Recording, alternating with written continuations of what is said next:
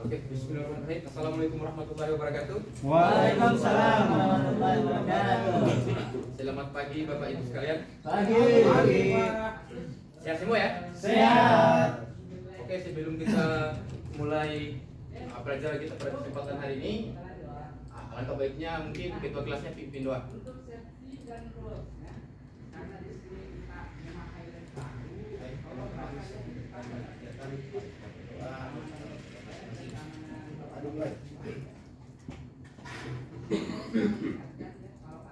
Doa selesai.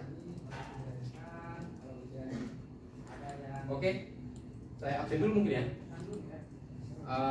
Siapa yang tidak hadir hari ini? Yasin Pak. Kenapa Pak Yasin? Sakit. Sakit Pak. Berarti satu orang yang tidak hadir ya? Iya Pak. Sama Itu hadir semua ya? Fitri tidak ada Fitri. Siapa? Fitri. Fitri nggak ada ya? Oke. Ada pepatah mengatakan bahwa tak kenal maka tak sayang, namun semua yang dikenal tidak harus disayang. Iya. Nama saya Fitrianto.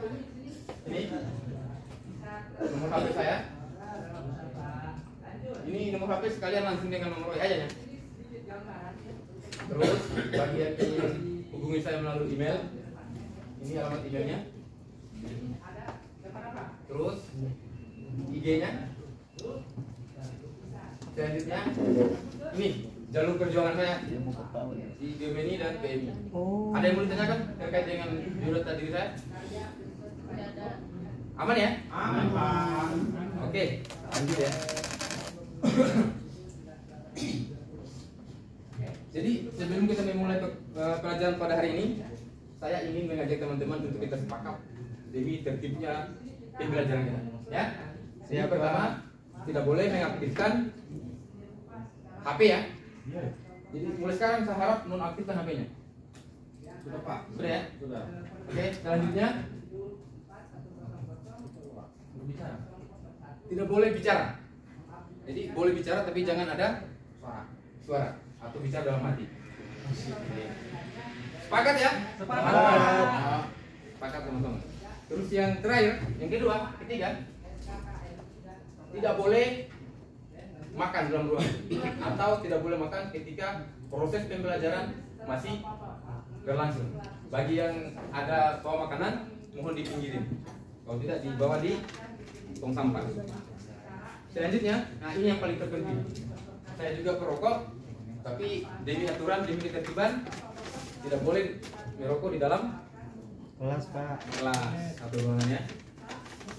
Nah, selanjutnya untuk supaya kemudian semua ilmu yang hari ini kita pelajari masuk dalam pikiran atau bisa diingat, ya tentu tempat duduknya harus nyaman ya, senyaman mungkin. Terus karena juga kita kemudian menggunakan perangkat komputer, supaya tidak kacamata seperti saya, maka jaraknya paling minimal 25 cm. Paham ya? Paham. Oke, selanjutnya ini ketika ada sesuatu yang tidak diinginkan, kalau ada orang yang ingin buang air, biasanya ada di bagian sana. Selanjutnya, ketika ada hal-hal yang tidak juga diinginkan, tangga darurat disiapkan di sebelah kiri. Ya. Selanjutnya untuk ini yang paling terpenting. Ketika misalkan teman-teman menggunakan apa namanya perangkat komputer, kemudian mencolokkan di stop kontak, kan sering keluar percikan api ya. Nah, jangan sampai terbakar. Nah, ini disiapkan di pas di depan ini juga. Oke, fix untuk yang ini ya. Fix. Sepakat ya untuk ini. Sepakat ya? Sepakat. Jadi ada 5 kesepakatan yang harus kemudian kita patuhi. Bagi ada yang melanggar, silakan sadar diri untuk keluar dari ruangan. Oke. Selanjutnya, saya ingin sebelum kemudian kita lanjut lebih jauh, saya ingin kemudian mengajak teman-teman untuk melihat atau membayangkan dari kedua gambar ini apa yang teman-teman tangkap dari kedua gambar ini. Pertama ada burung. Burung apa ini? Ya. Merpati. Terus selanjutnya, Ada bung. ah, Ada bung. ada bungnya ini, bung ya. Ini bung Tomo. Apa pesan yang bisa kemudian diambil dari gambar ini? Ada unsur seni di situ. Ada apa? Unsur seni. Ah, benar sekali ya. Nah ini tadi patung G30 SPKI. Melalui patung ini atau apa dibilang tadi Pak Amar? Seni ya. Iya. Melalui karya seni atau seni patung ini bisa kita belajar bahwa di Indonesia ya ada gerakan memang yang sangat memalukan dunia ya. Tidak ada yang di sejarah dunia, bahkan di sejarah Mahabharata, bahkan hanya di sejarah Indonesia. Ini patung G30. Tapi bukan G30 SPKI ini yang harus kita bahas hari ini, tapi ini patung-patungnya ini. Ada unsur seni rupa. Ada unsur seni rupa di dalamnya. Ada karya di dalamnya. Ya. Selanjutnya ini. Balmon. Ini adalah lukisan Bung Tomo. Nah, Bung Tomo ini ada yang tahu dari mana Bung Tomo? Langsung dari Bandung. Melalui teriakan mulutnya, teriakan kata merdeka dan takbir, kita bisa terjadilah Bandung lautan api di bawah ini. Sehingga kita mampu merdeka sampai hari ini kita nikmati. Ya. Nah, dari kedua ini sudah disebutkan sama Pak Ma'ruf tadi bahwa kedua ini adalah karya seni rupa. Ini yang akan kita bahas pada pagi hari ini. Oke. Ada yang ditanyakan? Nggak ada? Aman. Oke, ini. Jadi materi pada pagi hari ini itu namanya judulnya adalah cara mendeskripsikan definisi seni rupa secara teoritis dan melalui contoh karya. Ini pelatihannya kita ya. Pelatihannya kita itu ya, desain junior grafis. Selanjutnya ini mulai kompetensinya mengaplikasikan prinsip dasar desain. Selanjutnya ini kode unitnya. Ini kode unit diambil dari SKKNI ya, sebagai pedoman untuk pelatihan hari ini. Ini roadmapnya untuk pelatihan kita hari ini. Pertama diambil dari pelatihan junior grafis, terus diintegrasikan dari ini mengaplikasikan prinsip dasar desain. Selanjutnya menjelaskan pengetahuan dasar seni rupa. Ini definisi seni rupa dijelaskan secara teoritis dan melalui contoh karya, sehingga dapatlah judul pada pelatihan hari ini.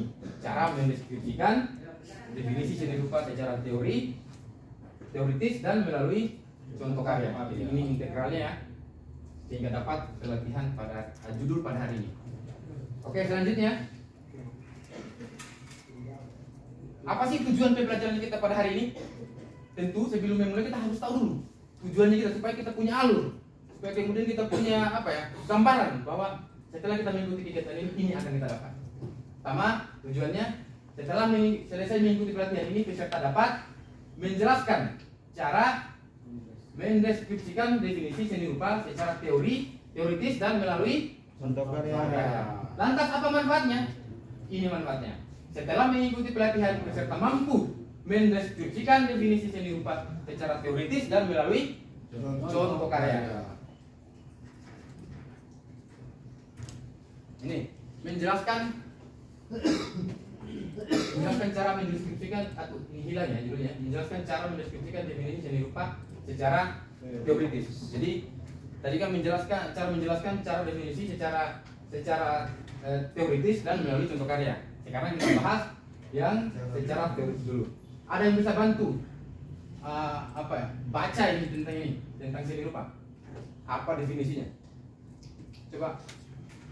Silakan.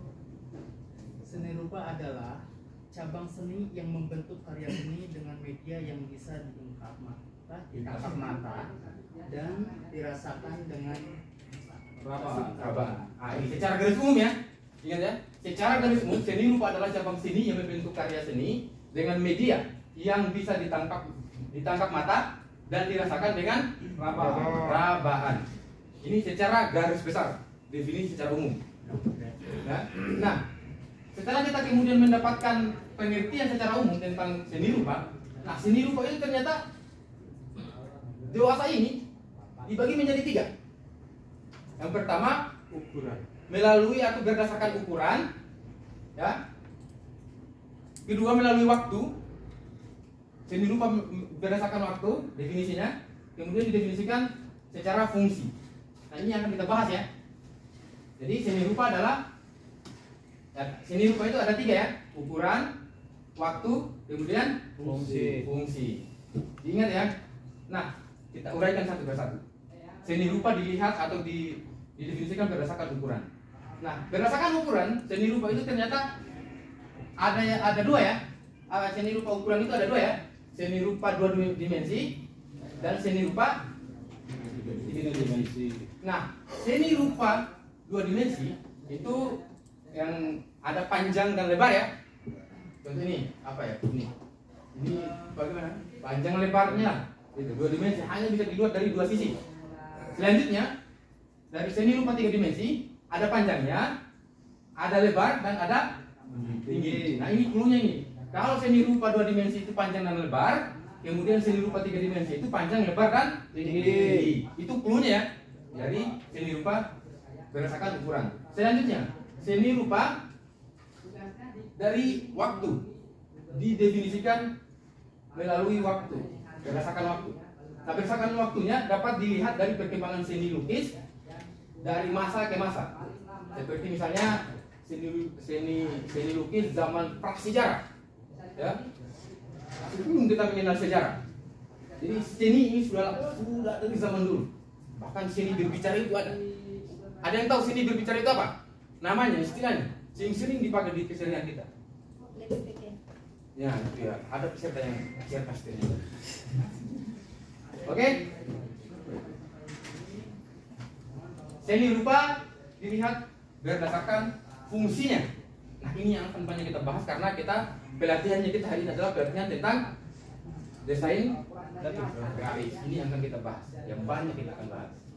Dari fungsi, seni rupa itu ternyata ada seni rupa murni, yaitu seni rupa murni adalah bidang seni rupa yang mengutamakan cipta, rasa dan karsa manusia pada sesuatu yang indah untuk mengekspresikan diri.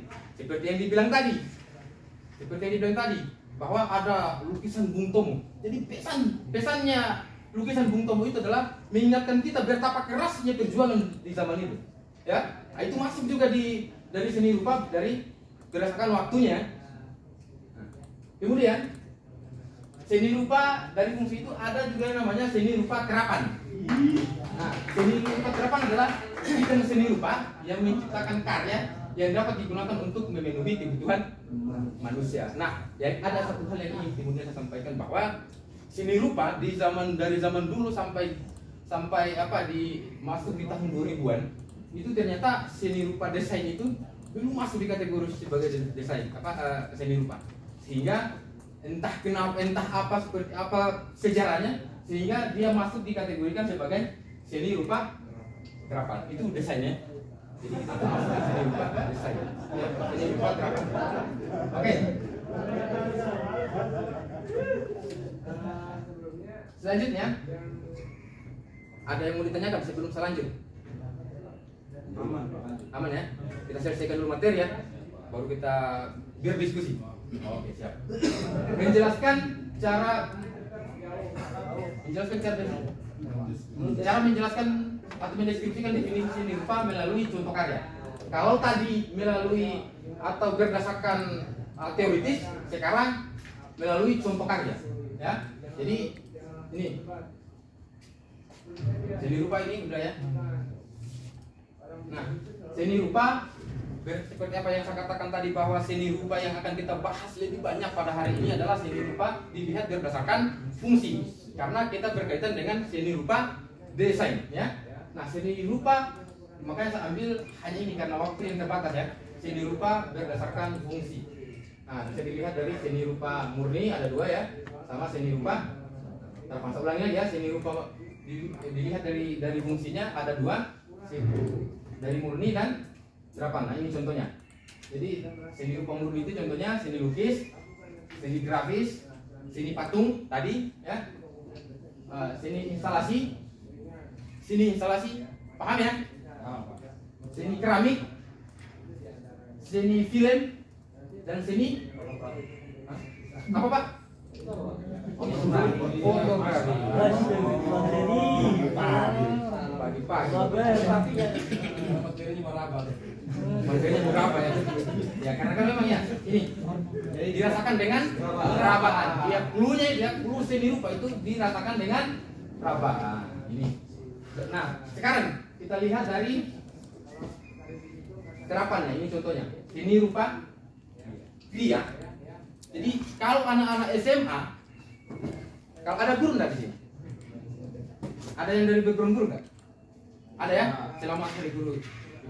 Ya, jadi ini kalau di seni rupa yang dikenal oleh anak-anak SMA itu seni desain belum masuk di dalam pelajarannya, belum masuk di mata pelajaran atau belum masuk di modulnya. Sehingga semakin ke sini seni rupa ini ternyata dimasukkan di dalam contoh seni rupa. Nah, seni rupa desain itu diambil dari ini, maksudnya terapan. Oke. Ini seni kriya. Tadi ya. Seni kriya adalah seni yang dihasilkan menggunakan tangan melalui berbagai melalui berbagai media seni. Karya seni kriya dapat dikategorikan sebagai karya seni rupa. Istilah seni rupa berasal dari bahasa Sanskerta ya, yakni kata kriya berarti mengerjakan. Kata tersebut kemudian berkembang menjadi karya, kriya dan kerja. Selanjutnya seni rupa desain.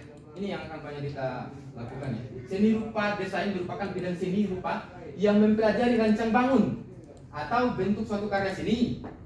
Contoh yang tergolong dalam seni rupa desain antara lain adalah arsitektur, desain grafis, desain interior, desain busana, desain produk. Ini contoh seni rupa dan terapan. Ayo kita saksikan contohnya. Kita lihat. Ini gambarnya ada agak ini ya. Ini salah satu perjuangan ya. Ini karya seni rupa apa nih yang ini? Terapan atau desain? Desain.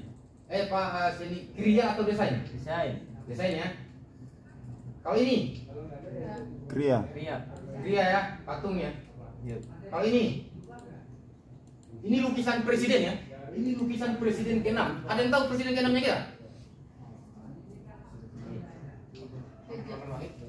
Ini gunung ini presiden ke-6 SBY yang gambarnya. Lukisan SBY.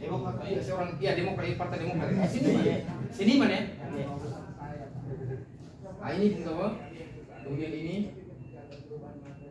Wakatobi ya, tempat kelahiran saya. Ini poster ya, ini desainnya. Kemudian ini wayang. Ini kita dikenal dengan Indonesia itu dikenal dengan ini batiknya. Batik itu ini sama cara bikinnya dengan ini. Ini juga salah satu karya dari presiden ke-6. Ya, jadi ini contoh-contohnya. Oke, jadi alhamdulillah tiba kita pada kesimpulan. Jadi seni rupa dapat didefinisikan menjadi 3 elemen, ya. Jadi seni rupa dari waktu, fungsi, dan ukuran. Nah, contohnya seni rupa murni, seni lukis, seni grafis, seni patung, seni instalasi, seni keramik, seni film, seni fotografi. Kemudian seni rupa terapan ada 2, seni rupa kriya dan seni rupa desain. Itu yang perlu kita pahami ya. Ini aplikasinya. Nah, sedikit saya mau ingin mengulas. Ada berapa sih elemen seni rupa? 3 ya. Yang pertama apa?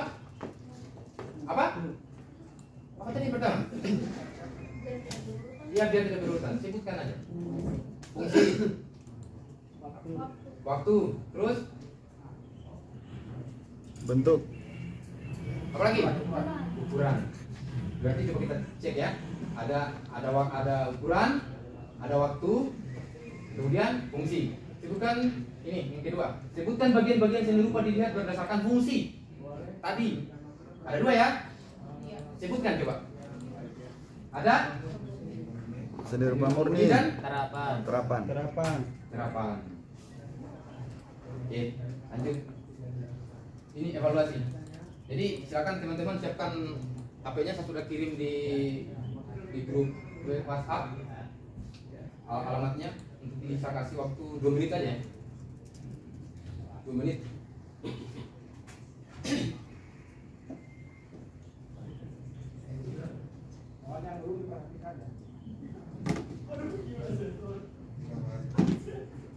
Sudah? Sudah, Pak. Kita cek dulu ya, ada berapa orang sih yang sudah selesai. 1 orang lagi yang belum. Dedox belum. Dedok silakan. Sementara Pak. Bentar ya. Oke, sudah. Oke, lanjut ya. Nanti hasilnya saya tunjukkan di pertemuan selanjutnya. Oke, ini tugas tambahannya. Tugas tambahannya juga ini mau dicetak boleh, tapi saya sudah kirim juga di link WA-nya ya, di grup WhatsApp-nya. Saya sudah kirim ini tugasnya. Buatlah rangkuman dari berbagai sumber mengenai perbedaan seni dan desain.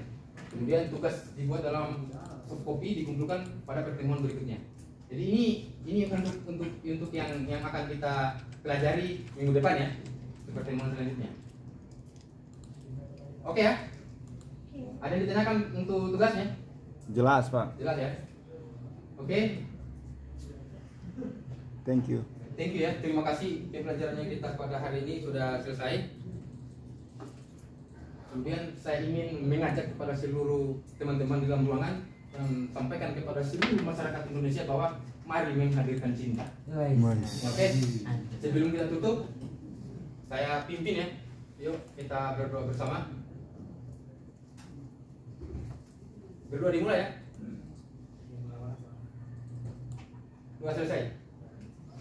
Oke, teman-teman, sebelum meninggalkan ruangan, silakan beres-beres, ambil semua barangnya, jangan sampai ada yang ketinggalan. Oke, wassalam ya. Kita tutup. Assalamualaikum warahmatullahi wabarakatuh. Waalaikumsalam.